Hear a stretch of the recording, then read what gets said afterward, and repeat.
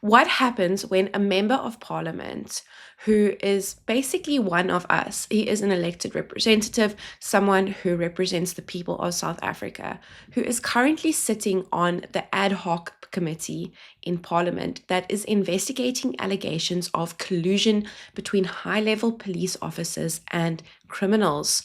What happens when he is kidnapped? And he was allegedly kidnapped on Wednesday night. Today we are going to explore all the details. Comment below if you think this was a real kidnapping or not, because we've seen many of these happening as a result of name drops in the ad hoc committee. So what exactly happened and who was kidnapped? So last night, we learned that the MK party had written and demanded extra security after they claimed their MP, Vusi Shongwe, was hijacked on Wednesday night. So Wednesday was when Kat first appeared in front of the Parliamentary Ad Hoc Committee. Remember, they went to him in CMAX. He is sharing the same prison as hardened criminals such as Tabu Bester and Radovan Krecher. And we learned from his testimony that he is in solitary confinement. And he is basically, that is why he can't remember a lot of the stuff, is because his brain is rotting. Now, according to reports, on the night of the 26th of November 2025, that was after the first day of Kat's testimony. There were no questions being asked yet. In Tembisa, a high-profile incident occurred. Honorable Vusi Shongwe, an alternative member of Parliament's Special Ad Hoc Committee, he's a member of the MK party. This committee is investigating police collusion, and he was driving. But I do find it odd that a high-ranking MP is driving without their security. From what I understand, they all have access to security. We know that the PKTT itself has investigated a lot of alleged kidnappings and shootings of certain councillors that have been orchestrated for them to get more security or for them to get some form of state security. So I'm not too sure where all his security was. But what we do know is that according to reports, he was then kidnapped. And this is very similar to that IDAC officer that we spoke about a few weeks ago, who was also kidnapped. He was also driving. And when you are driving, this is a good time that makes you a target. Oftentimes when you're going from one location to another location, there are witnesses. You are going to a secured location from another secured location. So driving does make you a prime target for when you are going to be targeted. I've covered cases in Gqeberha, from where I'm based, where people have been kidnapped, businessmen, while they were driving. So this is a likely scenario for me up to this point. And the alleged kidnappers then robbed Vusi Shongwe of his 3 phones. He had 3 phones. I'm assuming probably a personal phone, a official work phone, and then maybe a backup of some sort, and was forced to hand over a substantial amount of money. So they additionally extorted him. Remember, with the IDAC kidnapping, they didn't extort him. They just robbed him of his devices and then held him for a bit and then let him go. But now apparently they allegedly also extorted Vusi Shongwe substantial amounts of money. So this is a difference from the other previous IDAC kidnapping that I'll link below that we covered. And the kidnappers allegedly confiscated all 3 of his phones and coerced him to pay over large amounts of money. And this is according to the letter that was sent over by the MK Party Chief Whip. A very good evening to you. Thank you so much for joining us, Ndlamulo. Firstly, how is Mr. Shongwe doing after this ordeal? No, good evening to yourself, Marcin. Good evening to your viewers. Honorable Shongwe is doing fine. When I spoke to him, he was in high spirits at the time, and obviously recovering from that ordeal. Now, I believe this kidnapping happened over some hours. Tell us a bit about how this happened and what exactly transpired.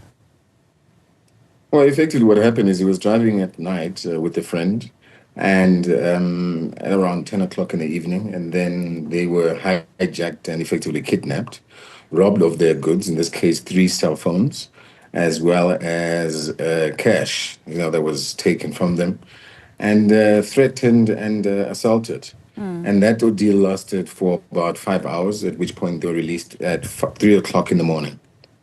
Sure. So In that kidnapping as well that you mentioned happening over a period of 5 hours, just today we heard those crime stats that were released to say kidnapping is also on the rise. As the MK party, do you see this as a random act of criminality where it's just another one of those days in South Africa, or do you believe it's linked to his work in the ad hoc committee? Well, gathering from the threats that were made, it was clear that it emanates from his work in the ad hoc committee.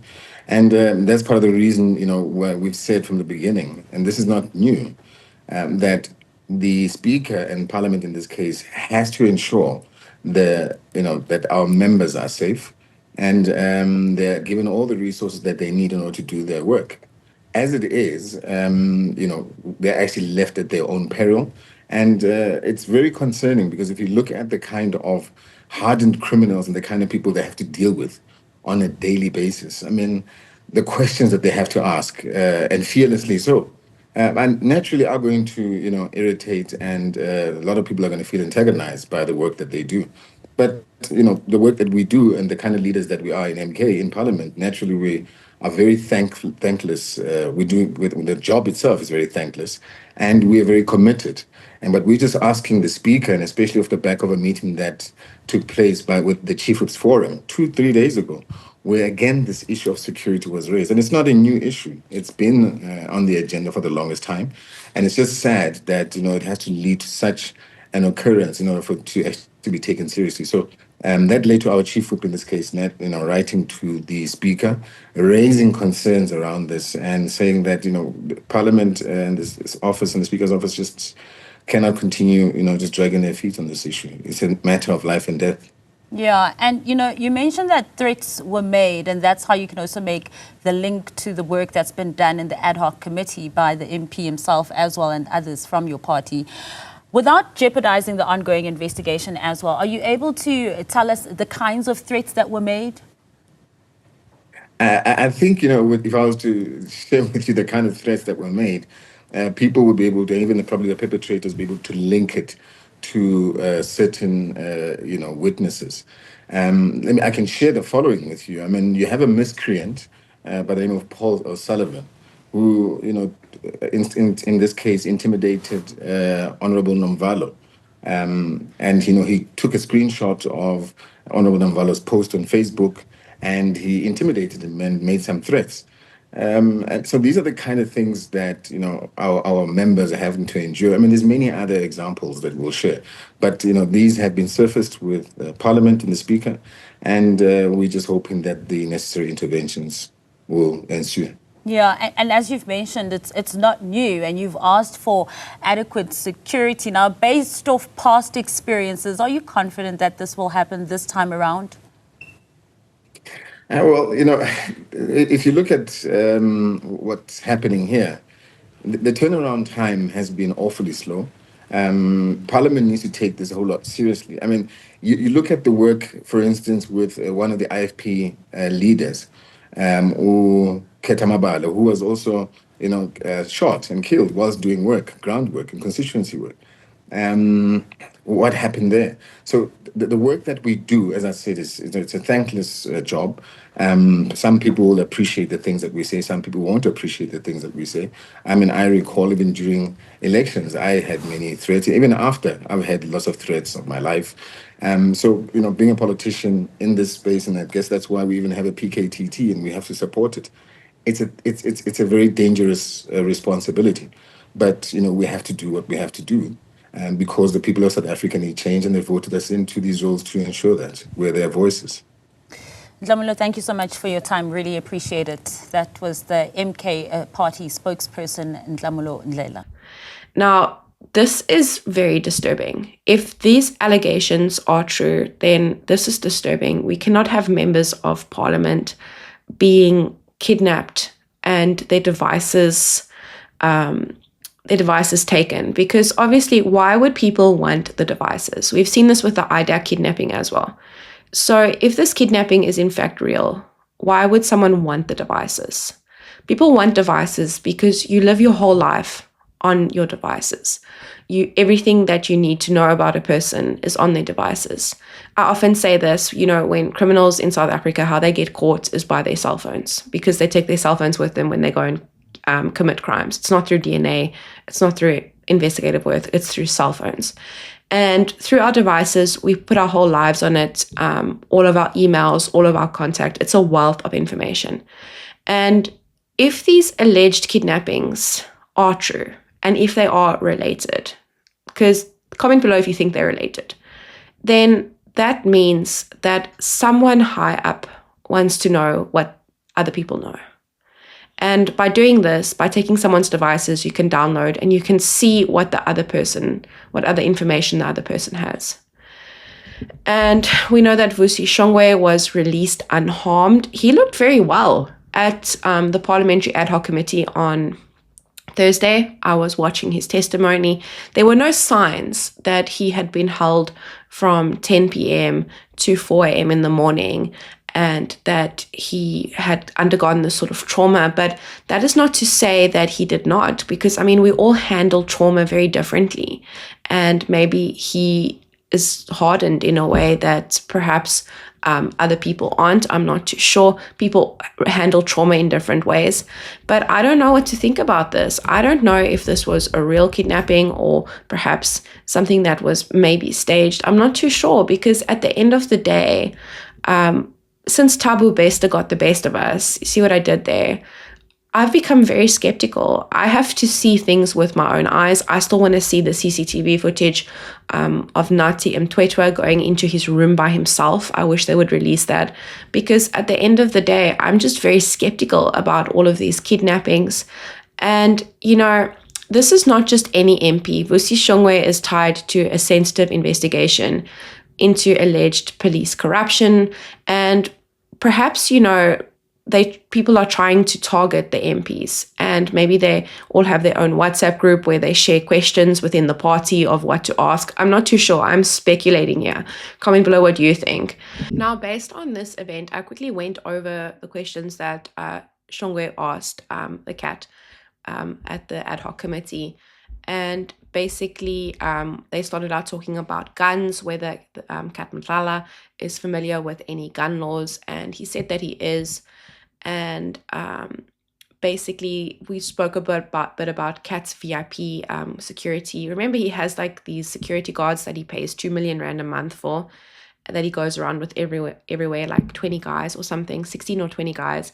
And his only client is dead. So his only client was Mswazi, the alleged ex-CEO of the cartel, and he died in 2024, and he hasn't had any other clients since then. He has been providing services to Ekolini, according to him, free of charge, even though he denies the blue lights thing. And what we do know is that this is not a very good business model, in my own opinion, for someone who has so much money and has so many successful businesses. 2 million rand a month for a business that you don't have any clients for seems a little bit sus on my own part.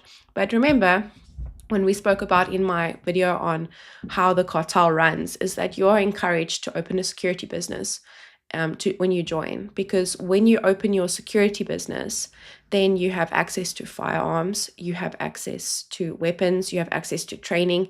And like I said, it's brilliant economical sense, because if you want to go and do your criminality and your substances or whatever, you can just take out the competition.